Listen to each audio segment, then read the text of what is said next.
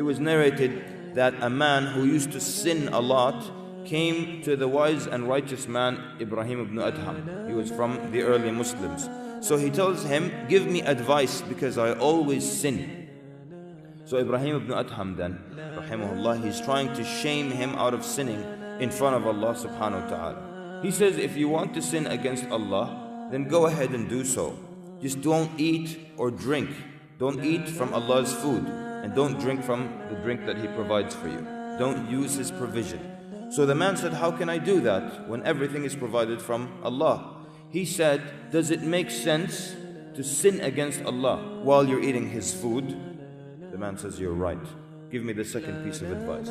He said, if you insist on sinning against Allah while eating His food and drinking from His drink, then at least don't sin against Him on His land. The man said, that is bigger than the first one, when all the land belongs to Allah. He tells him, is it proper then that you sin against Allah while you eat His food and you do it on His land? He says, give me the third piece of advice.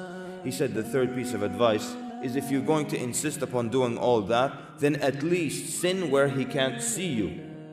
And the man says, this is even greater. He says, does it make sense that you sin against Allah on His land while eating from His food that He provides, and you do it right in front of Him? So the man says, give me the fourth piece of advice. He said, if you still insist upon sinning after all this, then continue sinning, but when the angel of death comes to take you, tell them to wait for you until you make 2 rak'at and you repent to Allah Azza wa Jal. He said, the angel won't allow me. He said, then when they're commanded to throw you into the hellfire, then refuse to go with them.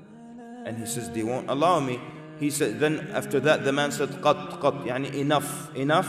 He had gotten his advice, he had understood the admonition, and it was said that from that day the man went on without sinning against Allah subhanahu wa ta'ala.